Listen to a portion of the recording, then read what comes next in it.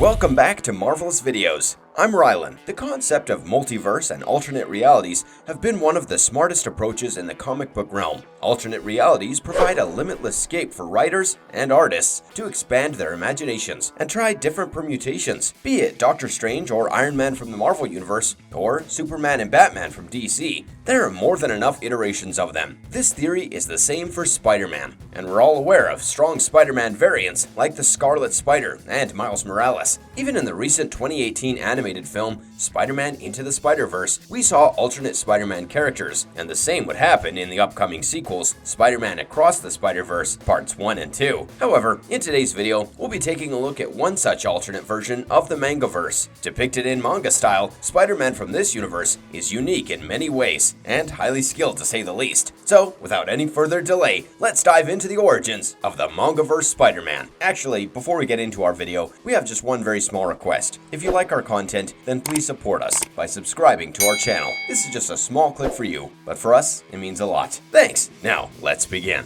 What is Marvel Mangaverse? Published from 2000 through 2002, the Marvel Mangaverse was a series of graphic novels intended to portray a manga version of the Marvel storyline. The art form that was adapted in the series was a fusion of old Japanese anime and a heavy hybrid American comic book style. The series depicted alternate realities, which were later designated as Earth 2301 and Earth 7122 by the official handbook of the Marvel Universe. Now, according to the story, a living energy force called the Light Giver was responsible for seeding worlds with sentient life. One such world amongst the first 12 to have sentient life forms was the reality of the Mangaverse. This world was corrupted by an evil and mysterious tyrant named Mephisto, who quickly managed to spread anti-life and disease across the universe. The Skrulls were converted into ruthless warriors, who Mephisto employed to destroy civilizations from within. In order to counter Mephisto, the Watchers allied with the Kree. The Skrulls and the Kree soon grew hostile towards one another, leading to a catastrophic fight between them. The Skrulls used a mysterious substance obtained from Mephisto's world to create an anti-life virus called Galactus. On the other hand, the Kree created a horde of warriors called the Captains in order to counter this. The series was a bold attempt to introduce a contrasting concept and received mixed reviews overall. Later, a sequel titled New Mangaverse was published in 2006, which had an open-ended finish during the Rings of Fate storyline.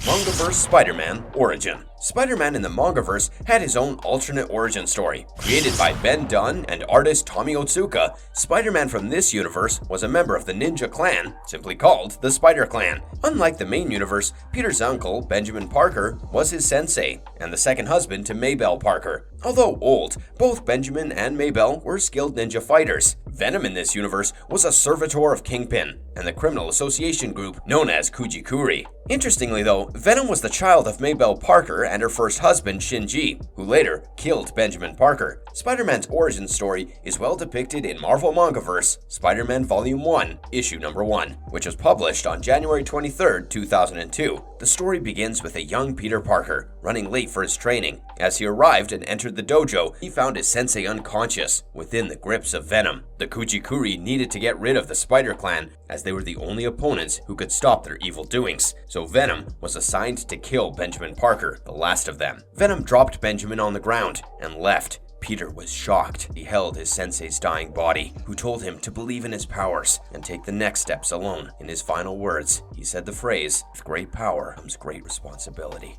and then left the world of the living. Young Peter cries in pain, and in the next moment, we get to see Peter in a classroom full of students attending Dr. Otto Octavius' class. It seemed like Peter was constantly haunted by the events associated with the death of his sensei. This, however, did not save him from being asked to leave by Octavius. His classmate, Mary Jane Watson, tried to comfort Peter, but that didn't help, as Peter left silently without response. The scene then shifts to the Kuji-Kuri, with Venom and Kingpin going over an argument. Kingpin was unhappy, as Venom had left Peter unharmed, killing his sensei. The primary motive was to get rid of the Spider Clan, but with Peter Parker still alive, one still remains. Venom had his reasons for sparing the child, and he assured Kingpin that young Peter was not even fully trained by his sensei, and hence he was no threat to them. Meanwhile, we get to see Peter training like a fanatic. The death of his uncle left a deep mark in his mind, and he wanted to avenge his uncle's death from Venom. However, his training was interrupted by Aunt May, who seemed to be against Peter's decision to become a ninja.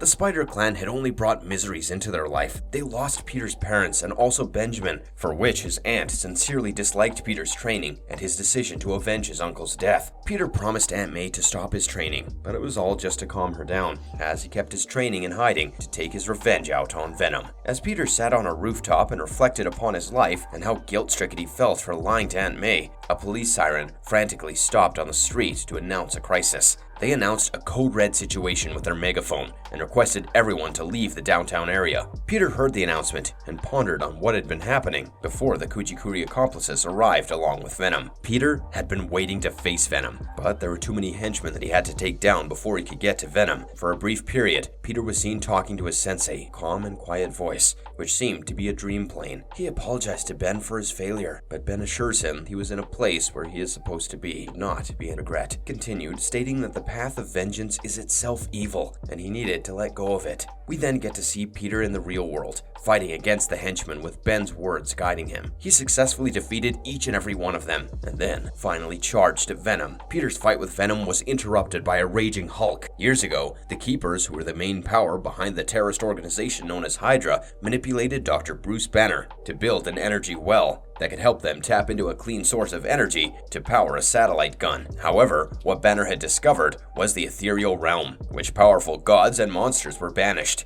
The Keepers wanted to summon the Elder Gods to rule the world, but the experiment resulted in a 24-hour blackout due to the jerry-built construction. Once power was restored, S.H.I.E.L.D. attacked Hydra's hidden base in Central Asia, where an insane Banner was rescued by a S.H.I.E.L.D. field agent named Antoinette Stark. Stark partially suppressed Banner's memory with the help of the Cerebral Driver, which made him rebuild the energy well. However, before it could be used, Hydra agents kidnapped Banner and made him summon the Hulk, who in this universe was a gigantic extra-dimensional monster. Coming back to Spider-Man's present though, his fight is interrupted by the vicious monster, who caused a rampage across the city. Many citizens were injured, and Peter decided to help them and postpone his revenge for another day.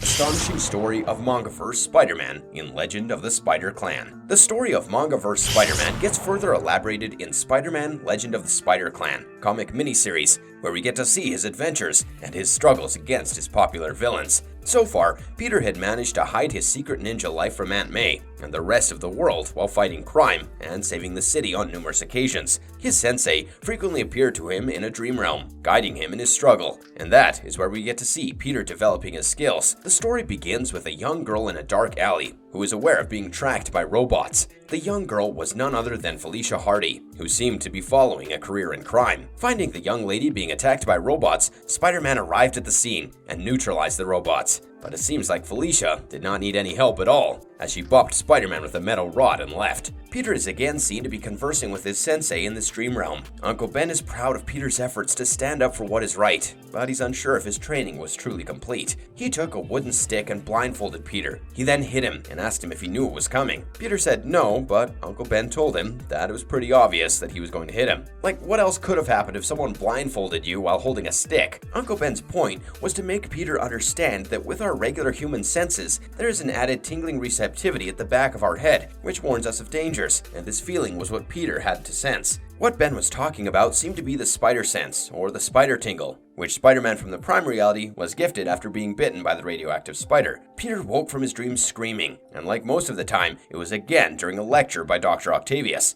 It was their field day, and they were all taken to rebuild an aquarium that was destroyed by the Hulk. Dr. Octavius introduced a new transfer student from Machio High to the class, who was, indeed, Felicia Hardy. Peter instantly identified her from the previous encounter, but kept quiet and carried on with their field trip. Meanwhile, at a location known as Hell's Kitchen, we get to see Daredevil of the Mangaverse. His name was Matthew Murdock, and he had taken the alias of the Devil Hunter. He was in search of some dark forces that were hidden in the abyss of the city. Meanwhile, on the field trip, we get to see Dr. Octavius grumbling at the destruction of the aquarium. In this universe, Dr. Octavius is certainly not the evil Dr. Octopus that we've all come to know, but it is interesting to note that his shadow with the paper rolls looked like his extended arms. similar to the Doc Ock from the Prime Earth. Norman Osborn steps in and assured Octavius of providing his resources to rebuild the damaged aquarium. However, unlike Octavius, Norman Osborn is not all that good in the Mangaverse, and at present, he was in search of the same dark forces as Matthew Murdock. Octavius had paired his students, and Felicia became Peter's partner in the field. Unlike the rest, Felicia went into one of the restricted areas and goaded Peter to give her his bag. She entered into the basement of the damaged building, while Peter frantically waved for her to return. Norman Osborn and his team soon arrived at the spot and questioned Peter for his presence in the restricted area. Peter lied, stating that he was looking for the loo, following which he got escorted away by Osborn's henchmen. This was not good news for Peter, as all his Spider-Man gear was in the bag that was taken away by Felicia. After returning home, while Peter pondered what story he would be mentioning as a backup for his hidden identity, Felicia arrived at his window with his bag and lured Peter into a friendly chase. After engaging in a friendly pursuit, Felicia grabbed Peter, kissed him, stating that she was not a school student, but rather a college dropout. However, before she could complete it, the Devil Hunter arrived and sliced her in half. In a firm voice, he asked Peter to return an amulet that Felicia had previously stolen from the basement. However, before the conversation could proceed further, Osborn's robots arrive and engage in a fight with the Devil Hunter. Shocked at Felicia's death, Peter is unaware that the dark amulet had come in contact with him, and soon we get to see Peter being wound up in dark forces that emerged from the amulet. The next issue begins with Peter yelling Felicia's name in class. By now, it's pretty evident that Peter had a problem falling asleep in class and visualizing his past traumas. This time, it was the recent incident with Felicia, and like the previous several times, Octavius is highly irritated and shouts at Peter. However, this time, Peter reacted differently. When Flash tried taunting him, he got punched by Peter and left the class rudely. Peter seemed indisposed as he was under the influence of the Venom symbiote that emerged from the amulet. The scene then shifts to Matthew Murdock, who is shown to be confiding to a statue of Elektra, his former love interest, taken by the amulet's dark forces. This brief scene gave us an idea of the Devil Hunter's origin. Since the day of Elektra's death, he chose his path to hunt and exterminate the evil around the world. Meanwhile, Norman Osborn inquired about Peter and Felicia from Octavius, only to know that both of them were absent. We also get to see Felicia being reconstructed into a mechanoid being, and Peter swinging across the city with the amulet attached to his neck in the form of a necklace. Everything that had happened in the past 24 hours had left him perplexed. He returned home with a fever, and the next morning when Aunt May tried comforting him, he pushed her away wildly and left.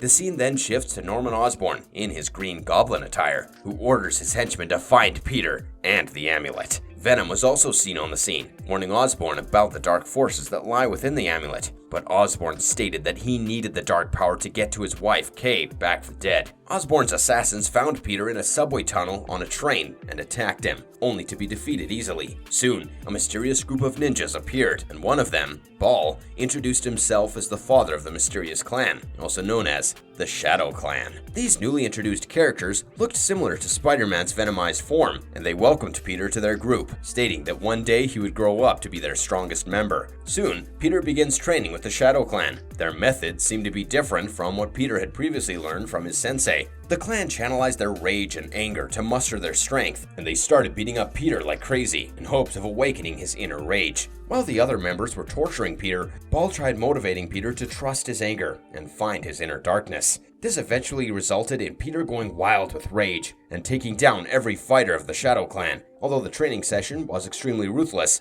Ball was rather good to Peter and stated that the Shadow Clan was like a family. Meanwhile, Matthew Murdock had visited Peter's residence and informed Aunt May about everything that had been going on with Peter. He stated that the amulet had already bonded with Peter, and there was no chances whatsoever to save Peter's life. By removing the amulet, all they could do was save his soul. Elsewhere, the Green Goblin, also known as Norman Osborn, ruthlessly decapitated one of his accomplices for failing to catch Peter. Using a spell, he surrendered himself to the demon world and acquired powers of a real demon. We already had Green Goblin and the Devil Hunter after Peter's amulet, but there was yet another branch of power that sought after the same. Felicia, who had been recently revived and transformed into a mechanoid, is shown to be in conversation with a mysterious individual. The mysterious being also threatened her that if she failed, her systems be shut down. and she would revert to a state of being dead. Back at the Shadow Clan's hideout, the Devil Hunter and a ninja in a white robe have arrived separately. Both of them had taken down a few Shadow Clan ninja warriors and seemed to be after Peter and the amulet.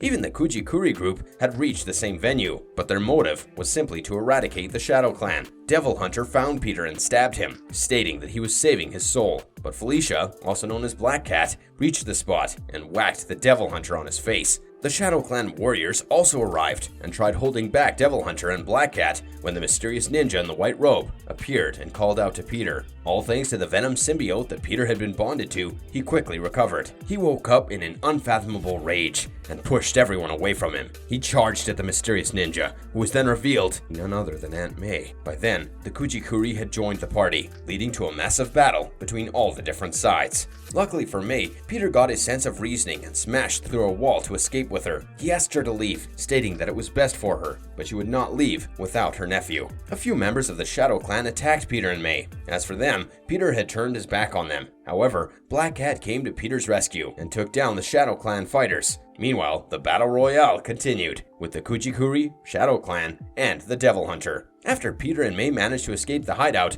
May informed Peter about the dark forces of the amulet, and how it could end Peter's life if he tried to open it. However, Peter tore open the necklace, which left his body powerless, and we get to see him lying in May's arms. Finally, the last contender for the amulet, Green Goblin, arrives on his glider. With his new powers, he kidnaps May and threatened Peter to get him the amulet within an hour if he ever wished to see May alive again. With despair in their eyes, Peter lost his senses and fell asleep. The scene then shifts into a flashback where we see May, Shinji, and Kiri talking. Shinji and May already had a child who was seen playing around. In this reality, Kiri was May's younger sister and Peter's mother. When May asked Kiri to marry a guy named Ben, she retorted angrily, stating that she gets to choose her partner and she had already found someone. Kiri was holding the amulet and her eyes changed with a glowing rage. However, before the discussion could proceed any further, the Shadow Clan arrived and shot down Shinji and his child. They shot the boy with a poisonous arrow, tainted with the venom of a spider, and it was assumed that the child survived and grew up to be Venom. Back to reality, Spider-Man witnessed blurred visions of Venom standing before him. However, Venom didn't attack him, and instead helped him to recover in order to rescue his mother May. Stating that he owed a debt to Peter for saving his life once, he allowed the amulet to absorb his life force,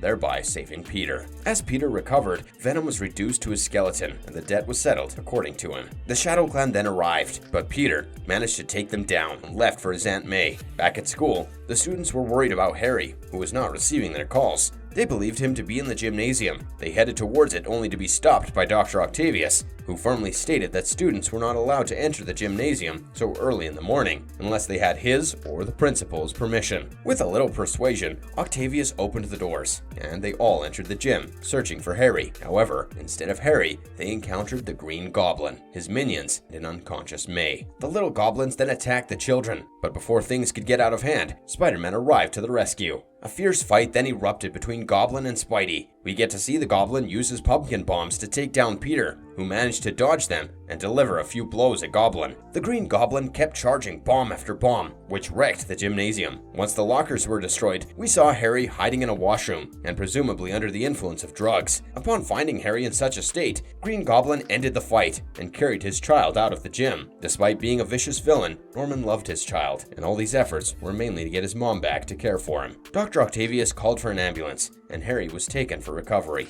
Even Peter was taken to a hospital, and he too suffered severe injuries. Felicia came to visit Peter in the hospital and kissed him in front of his classmates, which, for obvious reasons, made him feel awkward, but also proud at the same time. With the end of Ball and the Shadow Clan, the Devil Hunter believed that he could end his path of vengeance, but looking behind, he saw a female member of the Shadow Clan, alive and present. Finally, the force behind Felicia Hardy is revealed. It is none other than Kingpin. Venom had previously killed Kingpin, but it seemed like he managed to recover using his technology.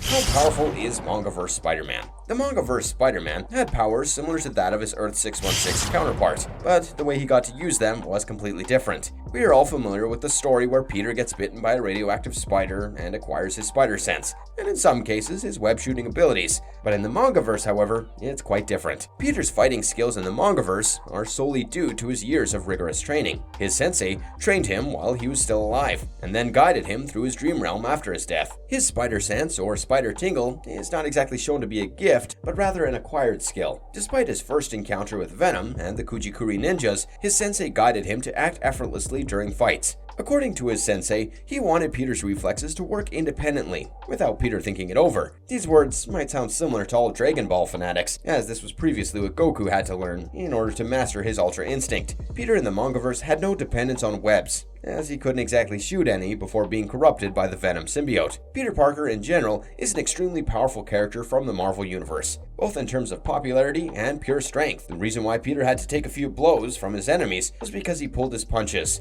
and barely used his complete potency during fights. If Peter had used his strength completely, it would end his fights within minutes, with his opponents being left dead. The mangaverse Spider-Man has also shown some great fighting abilities, and when under the influence of the Venom symbiote, he appeared to be nearly unbeatable. We didn't get to see a full demonstration of Peter's superhuman strength, his stamina, or durability in this series, but he has surely proven enough with his fighting skills and his relentless attitude.